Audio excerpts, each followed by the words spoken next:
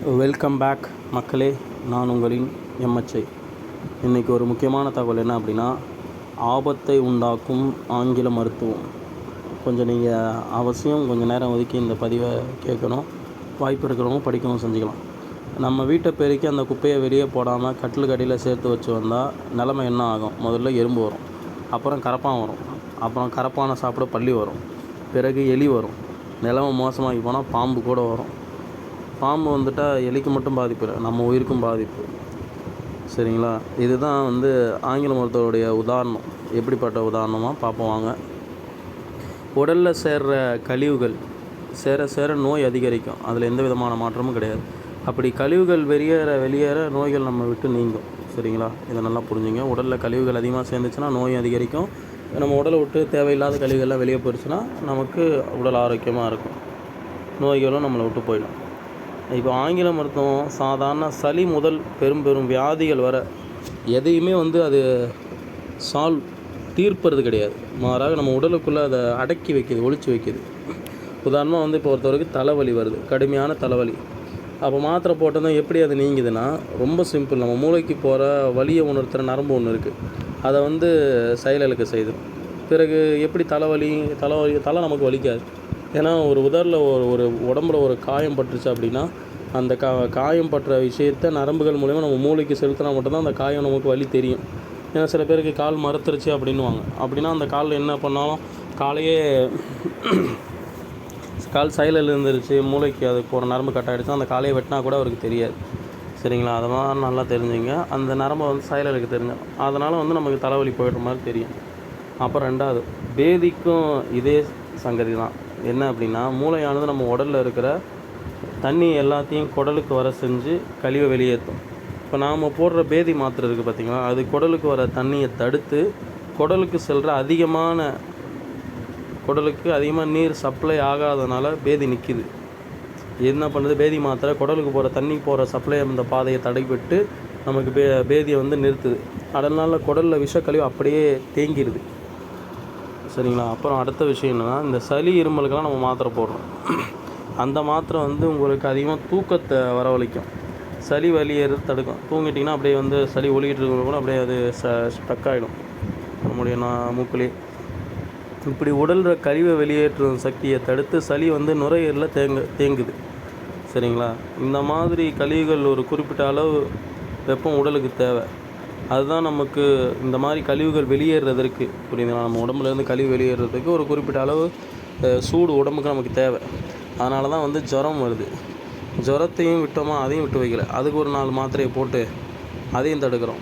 ஆக கழிவு வெளியேறதுக்கான எல்லா வகையிலையும் உடலுக்கு நம்ம ஒத்துழைக்கிறதே கிடையாது. ஏதாவது ஒரு சின்ன விஷயம்னா, ஒரு தலை வலிக்குது, ஒரு காய்ச்சல், லேசாக உடம்பு சுடுது, ஒரு இருமல் வந்தால் உடனே டாக்டர், ஆஸ்பத்திரி, மெடிசன், இங்கிலீஷ் மெடிசன் அப்படின்னு போயிடும். ஆக மொத்தம் உடலோடு நம்ம ஒத்துழைக்கிறதே கிடையாது. எல்லாத்துக்கும் ஆங்கில மருந்துகளை சாப்பிட்டு தடுத்துக்கிட்டே வரோம். இப்போது ஒரு கட்டத்தில் என்ன ஆகிடுச்சு அப்படின்னா, நம்ம உடலே சாக்கடை போல் மாறிடுச்சு. ஏன்னா தண்ணி ஃப்ரீயாக போயிட்டு இருந்து அப்படின்னா அங்கே ஸ்மெல் இருக்காது. ஏன்னா என்ன தான் இதாக இருந்தாலும் நம்ம ஓடுற நதி அசுத்தமாகாது. நம்ம நல்லா புரிஞ்சுங்க. தேங்கி இருக்கிற குட்டை அசுத்தமாகிடும் விரைவில். ஆனால் ஓடுற அதில் நாற்றம், அது நல்ல குட்டை, நல்ல தண்ணியாக இருந்தால் கூட நான் காலப்போக மக்கள் அவங்க பயணப்படுத்த அது அசுத்தம் நிறைந்த குட்டையாக ஆகிடும், சாக்கடை மாதிரி ஆகிடும், கூவமாறாக ஆகிடும், கூவம் குட்டையாக ஆகிடும். ஆனால் ஓடாத ஆறு கூவமாறாக ஆகிடும். கூவம்னா கழிவுகள் கலந்து மாறாடும். ஆனால் ஓடுறக்கூடிய ஆற்று தண்ணி இருக்குது தெரியுங்களா, அது எந்த சூழ்நிலையிலுமே என்னது, அது அசிங்கமாக நிறைந்த சாக்கடையாக மாறாகுது. அதே போல் நம்ம உடல் எந்த விதமான சர்க்குலேஷன் இல்லாதனால், கழிவுகள் வெளியாகாததுனால உடல் சாக்கடையாக மாறிடும். புரியுதுங்களா? இது மாதிரி தான் மஞ்சக்காமலை, சர்க்கரை வியாதி, டிபி, இன்னும் பல வியாதிகள், பெயரே வைக்க முடியாத வியாதிகள்லாம், டாக்டருக்கே புரியாத வியாதிகள்லாம் வந்துக்கிட்டு இருக்குது. இந்த மாதிரி நம்ம உடலிலிருந்து சரியான முறையில் கழிவுகள் சரியான நேரத்தில் வெளியாகாததுனால தான். சரிங்களா? அதற்கு அவங்களும் எலிக்காய்ச்சல், கோழிக்காய்ச்சல், பன்றி காய்ச்சல், நாய்க்காய்ச்சல் என்று விதவிதமாக பேர் வைக்கிறாங்க. இப்போது முடிந்தவரை நம்ம மருத்துவம் பார்க்குறத தள்ளி போடணும். ஃபர்ஸ்ட் ஆஃப் ஆல் நல்லா தெரிஞ்சுங்க. ஒரு விஷயம் உங்களுக்கு வருதுன்னா சடனாக அதுக்கு நீங்கள் ரியாக்ட் பண்ணாதீங்க. உங்கள் உடலோட ஒத்து போகிறது நிலைமை என்னென்னா, அமெரிக்காவில் கூட காய்ச்சல் சளினா வந்துச்சுன்னா குழந்தைங்க உடனே அவங்க ட்ரீட்மெண்ட் பார்க்குறது ஒரு 3 நாள் 4 நாள் அது தானாக சரியாகும்.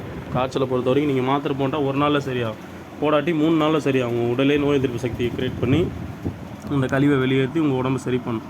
இப்போ அமெரிக்கா இந்த வளர்ந்த நாடுகள் ஆரோக்கியமாக பெரும்பாலும் அவங்க உடம்பை பார்த்துக்கிறதுக்கு காரணம் இது மாதிரி தான். 3-4 நாள் வெயிட் பண்ணி அதுக்கப்புறம் தான் அவங்க டாக்டரை பார்ப்பாங்க. சரிங்களா? ஒரு குழந்தைகளுக்கு அந்த மாதிரி ஆனால் கூட இப்போ ஒருவர் வந்து ஒரு தப்பான உணவை சாப்பிட்றாரு என்று வச்சுப்போம், ஒரு எக்ஸாம்பிள். அது தொண்டை வரைக்கும் அவர் கட்டுப்பாட்டில் இருக்கும். நஞ்சு இருப்பதால் அவர் கட்டுப்பாட்டில் நஞ்சு இருப்பதால் அது உள்ளே சென்று விடும். அதற்கு பின் அதை மூளை கவனித்துக்கொள்ளும். அதாவது ஒருவர் வந்து ஒரு உணவு உட்கொண்டார் என்று வைத்துக்கொள்ளும். தொண்டை வரைக்கும் அவர் கட்டுப்பாட்டில் இப்போ நஞ்சு இருப்பதால் அது உள்ளே சென்றுடும். அதற்கு பின் அதை மூளை கவனிச்சுக்கும். அந்த ஒரு சாப்பிட்ட அந்த விஷத்தை எப்படி வெளியாக்கலாம் அப்படின்னு. உடம்புக்கு கூட இந்த நஞ்சை மூளை என்ன பண்ணும் அப்படின்னா வாந்தி மூலம் வெளியேற்றுமாறு இரைப்பைக்கு கட்டளையிடும். சரிங்களா? இரைப்பை வந்து வாந்தி மூலமாக வெளியேற்றி தள்ளும்போது அவர் உடனே டாக்டர் நாடி ஒரு அந்த ஆங்கில மருத்துவம் ஒன்றை போட்டு நிறுத்திடுவார். சரிங்களா?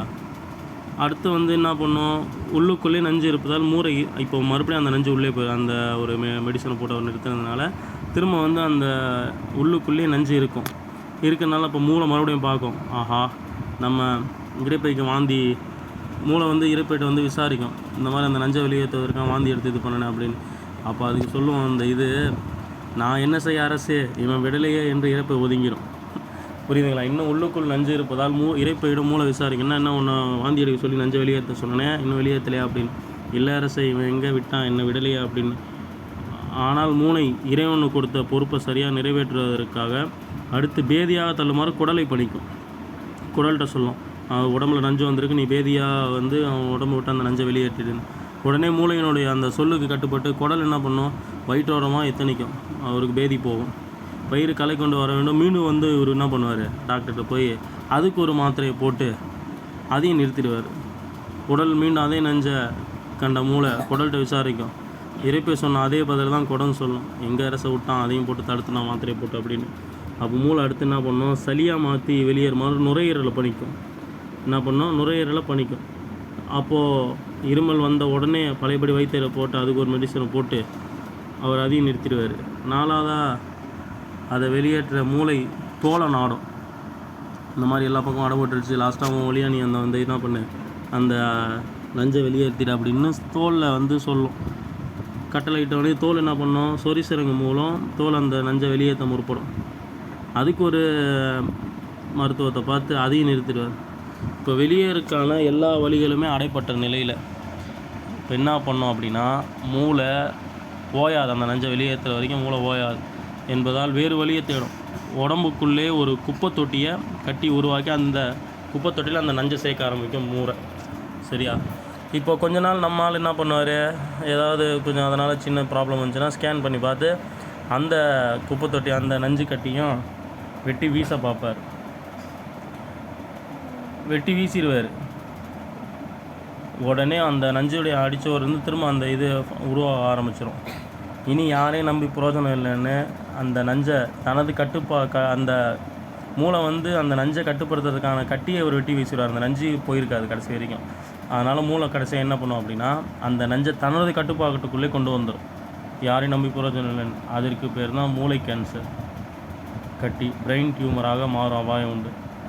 இப்படித்தான் வந்து பலவிதமான நோய்கள் நம்முடைய உடலில் உள்ள கழிவுகளை வெளியேற்றாதனால வருது. இது மேலே சொன்ன விஷயங்கள் எல்லாமே ஒரு சின்ன உதாரணம் தான். எனவே வந்து நம்ம உடலுக்கு எது தேவையோ அதை நீங்கள் முதல் தெளிவாக புரிஞ்சுக்கணும். மூளை சொல்லும், உடலுக்கு தண்ணீர் தேவைன்னா அது தாகமாக நமக்கு மூளை நம்மளோட பேசும். புரியுதுங்களா? அதை நம்ம புரிஞ்சுக்கணும். அந்த மூளையுடைய வாய்மொழியை நம்ம கவனிக்காத விட்டுட்டோம் அப்படின்னா கண்டிப்பாக நம்ம வந்து நம்மளுடைய மிகப்பெரிய ஒரு அழிவுக்கு நம்ம தான் காரணமாக இருக்கும். அவ்வளோ ஆரோக்கியம் இல்லாமல் போகிறதுக்கு. எந்த நேரமும் கவனிக்க ஏதுவான உணர்ச்சி மொழியால் மூளை நம்மளோட பேசுது. அதே மாதிரி உடலுக்கு சக்தி தேவைப்பட்டுச்சுன்னா பசி என்னும் உணர்ச்சி மொழியால் மூளை நம்மள்கிட்ட பேசும். குளிர் வந்தால் போர்த்த சொல்லும், வெப்பம் வந்தால் குளிக்க சொல்லும். இப்படி உடலுக்கு தேவையான எல்லாவற்றையும் உணர்வையும் மொழியாக்கி மூளை சொல்லும்போது அதற்கெல்லாம் நம்ம வைத்தியரை நாடி நாம் போவதில்லை. பசிக்கிறது மருந்து தாரு என்று யாரும் வைத்தியசாலைக்கு போகிறதில்லை. அல்லது சிற்றுண்டி சாலை போவோமா? இதை நோய் என்று அறிமுகப்படுத்தியது யார்? வயிற்றோட்ட உணர்வை மூளை ஏற்படுது. அதாவது இதெல்லாம் நமக்கு தெரியும். பசிச்சா வந்து டாக்டரை போய் பார்க்குறது, பசிச்சா சாப்பிடணும், தாங்கிறத தண்ணி குடிக்கணும். சரிங்களா? அதே மாதிரி தான் வயிற்றோட்ட உணர்வு மூளை ஏற்படுத்துச்சுன்னா அது கழிவு வெளியாகுது. நமக்கு பாத்ரூம் வந்து லூஸ் மோஷனாக போகுது அப்படின்னா ஒரு 2 நாள் 3 நாள் வெயிட் பண்ணி பார்க்கணும் நம்ம. சரிங்களா. அது டோட்டலாக நம்ம வயிற்றில் உள்ள நிறைய கழிவுலாம் வெளியேறிடும். உடனே நம்ம போய் அதுக்கு ஒரு மாத்திரை போட்டு அதை தடுக்கக்கூடாது. சரிங்களா. இதை வந்து நோய் நம்மளை அறிமுகப்படுத்திட்டான். சொறி என்று சொன்னாலே சொரிந்து விடு என்று தானே அர்த்தம். அதை விட்டுட்டு கையை கூட நம்ம அறியாமல் மூளை சொரிய வைக்கிது என்றால் இதை நோய் என்று அறிமுகப்படுத்தியது யார்? அதுமாதிரி மூக்கொழு, சளி பிடிக்கு, இருமல் இவையெல்லாம் நோய் என்று நினைப்பது அறியாமை. இதற்கு மருத்துவம் செய்து ரசாயன வில்லைகளை விழுங்குவது அறியாமையின் உச்சம். இவைகள் நாம் உடல் முழுக்க ஆரோக்கியம் நிலையில் உள்ளதை காட்டுகிறது. இதெல்லாம் இருந்தால் தான் நம்ம உடல் ஆரோக்கியமாக இருக்கும். அது அப்பப்போ வெளியாக வேண்டியதெல்லாம் வெளியாகிட்டே இருக்கும் நம்ம உடலில் உள்ள கழிவு. இவைகள் நம் உடல் கழிவுகளை வெளியேற்றும் அற்புத இறை செயல். மருத்துவம் உடல் சுத்திகரிக்கும் செயலை தடுத்து கழிவுகளை உடலிலே தங்க வைக்கிறது ஆங்கில மருத்துவம். மேலும் சேர்த்து நோய்களை பெரிதாக்கி புற்றுநோய் வரை கொண்டு செல்ல வைக்கிறது. எனவே உடல் மொழியை புரிஞ்சுக்க, மருத்துவம் ஆங்கில மருத்துவத்தை தவிருங்க, ஆரோக்கியமாக இருக்க வாழ்க்கை அனுபவிங்க. எனவே எந்த நோயும் குணப்படுத்தும் திறன் இல்லாத உபயோகமற்ற ஆங்கில மருத்துவத்தை புறக்கணிங்க. இயற்கை வைத்தியம் மற்றும் மருந்தில்லா மருத்துவ முறைக்கு மாறுங்க. எனவே உணவே மருந்து. பத்தியமாக இயற்கை உணவோடு நாம் ஒன்றிணைந்து இணைந்து வாழ்ந்தோம் அப்படின்னா நிச்சயமாக நம்முடைய உடல் பல 100 வருடங்கள் ஆரோக்கியமாகவும் எந்த விதமான நோய் நொடி இல்லாமல் வாழக்கூடிய ஒரு மிகப்பெரிய பாக்கியத்தை நமக்கு இறைவனுடைய அருளால் நம்ம பெற்றுக்கொள்வோம். மேலும் ஒரு உண்மையான சிறந்த நல்ல தகவலுடன் உங்களிலிருந்து விடைபெறுவது உங்களின் நான் எம்எச். நன்றிகள்.